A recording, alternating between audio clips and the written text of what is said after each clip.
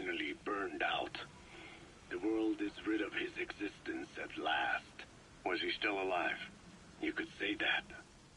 But you could also say he'd been dead for decades. What's that supposed to mean? Biologically speaking, it's hard to say how much was his life. Side effects from the treatment? No. The primary effect. Keeping a dying host alive as long as possible. That is the whole point. But in the end, he grew too dependent on his children. As if he had any other way to keep on living.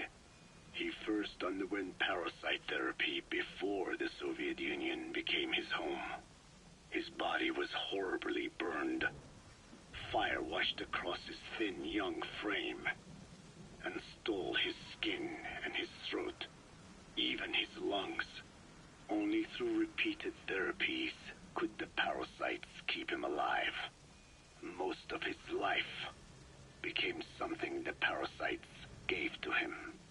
And then he lost the ability to die. That is correct. The parasites live on past the host's death, still aiding cell composition. At that stage, there is no way to extract them from the host cells. There is no way of knowing when the last cell of Skullface's body would die. The only choice was to burn the whole thing. And his children, along with it. And I am one to talk. When my life is snuffed out, I expect you to treat my body the same way. And when I burn, I will truly be one with my children for the first time. You say there were 3 English vocal parasites? According to Skullface, yeah. Skullface had 2 of the English strain with him. You burned both of them. There was an oil fire. I tossed him in. So that just leaves 1. And you tell me Skullface said he used it? He said it was very close to me. Very close. One of your comrades. Or someone ordered to kill you. Or he could have been speaking metaphorically. Metaphorically? Close to your spirit. Close to your heart. Someone who either loves you or despises you. The second one makes a long list. Whichever it is, act with caution. Skullface implanted someone with the English language strain. Who it is irrelevant. Why? I tell you what Skullface really meant. Very close to you means you will be exposed. All the infected here have been given the Wolbachia. Even if the vocal cord parasites infect them now, they cannot reproduce. But if there's a different host among us, host to the English strain. If that were the case, we'd see the symptoms. What about the non-English speakers? We have plenty of those, but the staff use English as a common language. But if that someone has not spoken English yet, and begins to speak it now, there'd be another outbreak. The final mating pair of the English strain must be found immediately. Skullface is gone, but his threat still remains. On this base, do you see what the final mating pair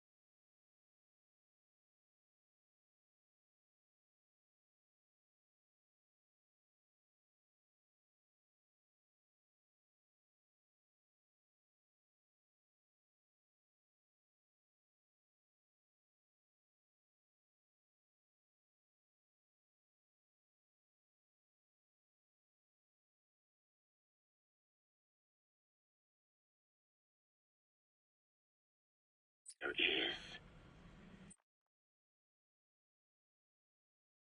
With him dead, those parasites are the stain he wished to leave upon the world. His thirst for vengeance. In their flesh. Think. Does anyone here bear a grudge against you? Who would target you, specifically? The ethnic cleansers that Code Talker mentioned, they weren't Skullface's true goal. All we have is circumstantial evidence, but here's my theory. It was Cypher who started developing the vocal cord parasites as bioweapons, parasitic weapons, and Africa was the testing ground for them. As Code Talker said, their purpose is the ethnic cleansing of only those who speak a particular language. So they could do a weapon of mass destruction to eradicate specific groups, races, ethnicities, or colonies by the language they speak. Or a kind of absolute language control. Or maybe a tool for those arrogant fools to build some misguided utopia. I can see plenty of uses for them. However, in practical terms, they wouldn't be as dangerous as you'd think. Counteracting the parasites is easy, after all. Cut them out of your throat to save your life, or just don't talk. That also prevents the infection from spreading. So if the international community were to find out about them, they'd no longer be the threat they were conceived to be. In which case, their targets would be limited to minority groups as a deterrent or a terrorist tool. It's hard to imagine Cypher developing something like that as a main weapon for their arsenal.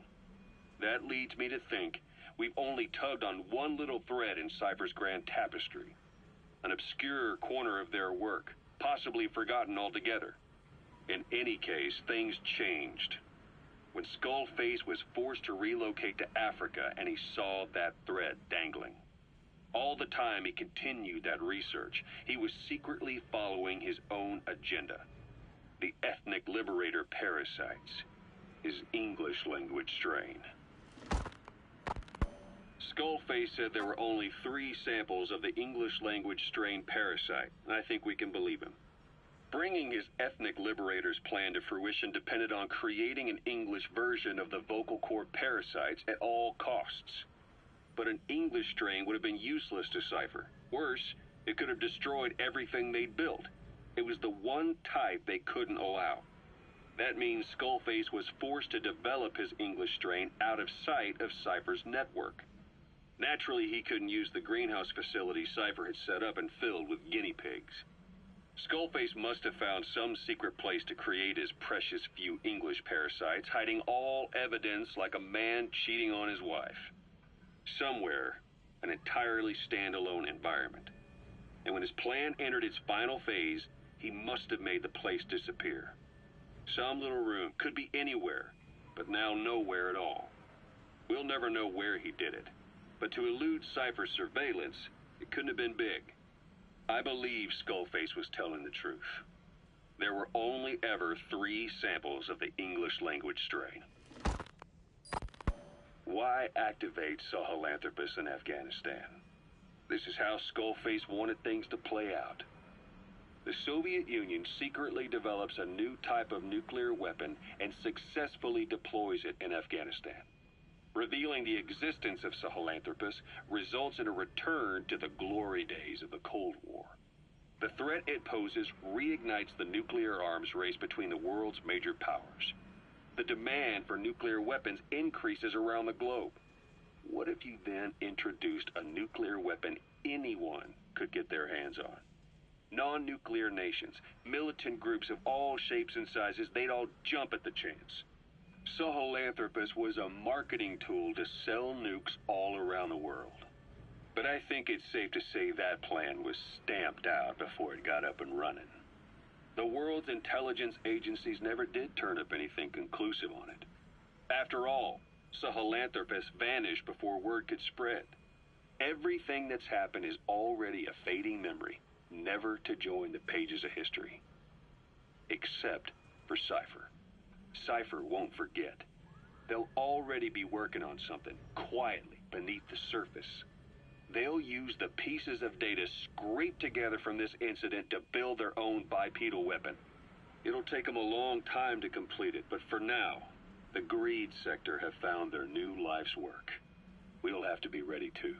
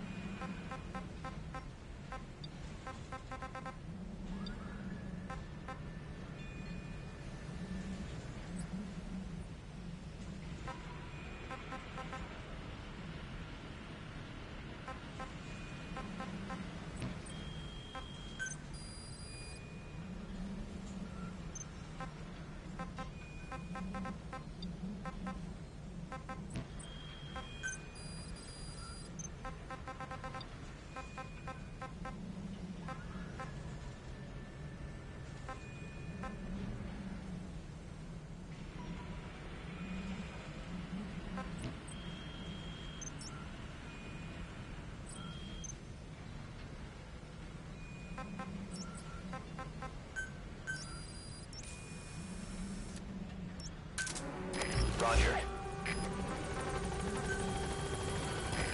This is B-Quad. Arriving shortly at LZ.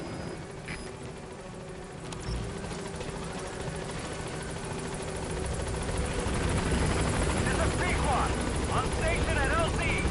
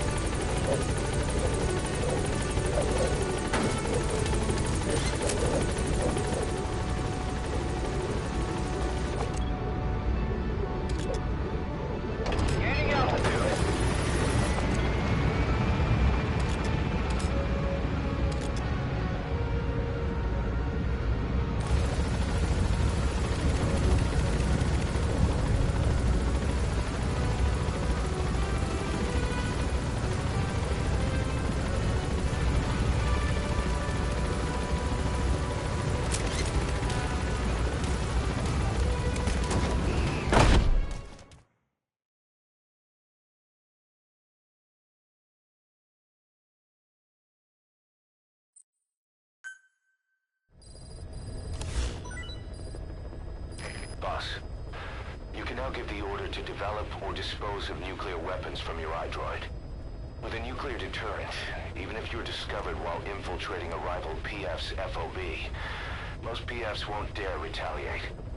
But you, of all people, know how dangerous it can be to have nuclear weapons. So will you add nukes to our arsenal as a deterrent? Or will you take them away from other PFs and dispose of them to help build a world that's free of nuclear weapons? I'll leave that decision up to you.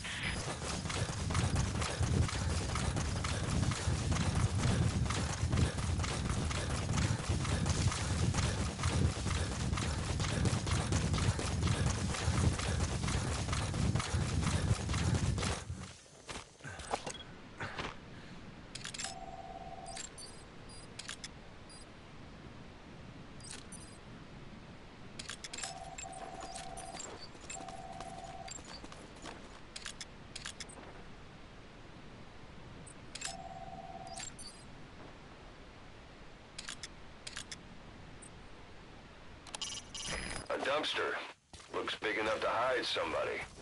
You could stash a downed enemy in there, or hide in it yourself. Just don't stand too close to me afterward.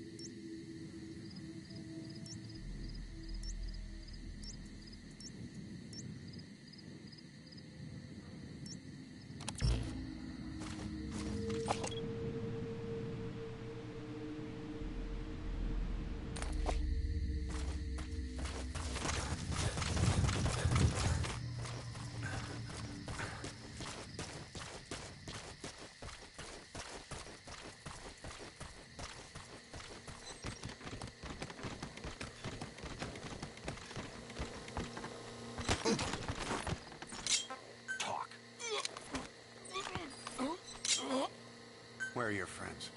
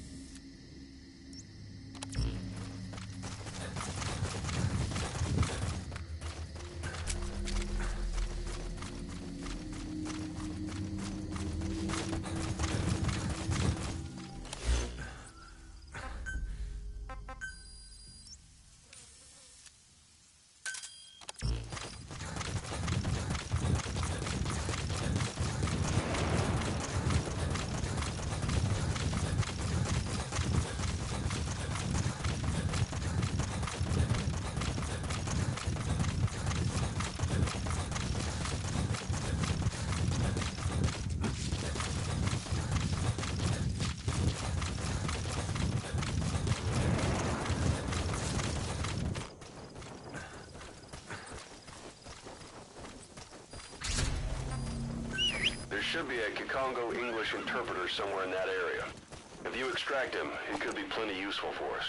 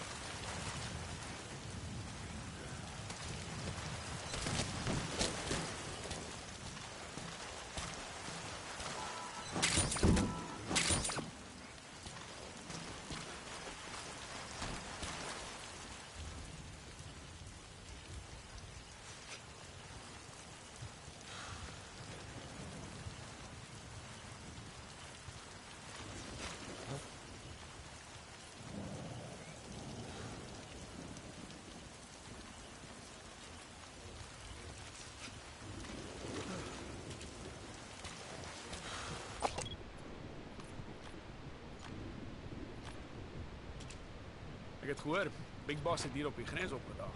Jy's nie ernstig. Ek bedoel, ek hoor die grootpa terug besig. Glo my, ek het op goeie gesag. Blykbaar is Big Boss vir die ontploffing by die Kino Trifal veroorsaak. Hoekom sal hy 'n brandstoftank opblaas? Dis nie voor die hand liggend nie. Hy haat die CIA, die moord op sy man. En nou is die sakebaan vir die aanvalsbevel op sy basis voor die naam. Werklik.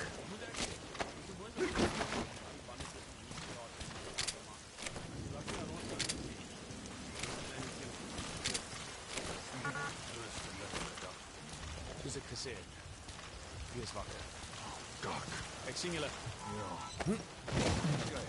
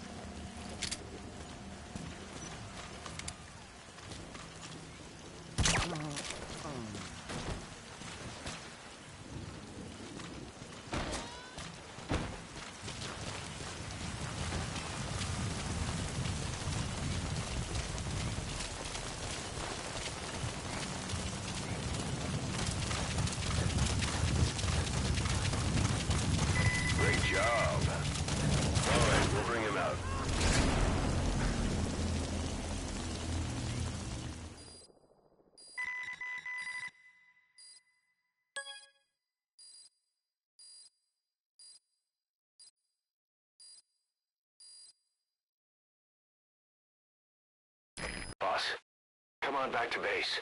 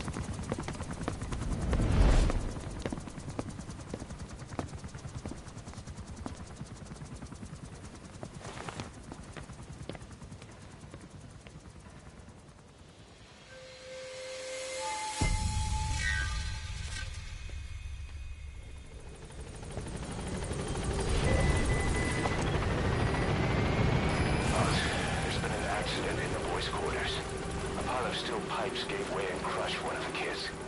A boy named Ralph. They tell me he died instantly. I'm sorry, boss. It's my fault. I should have been keeping an eye on them. I'll let you know if we learn something.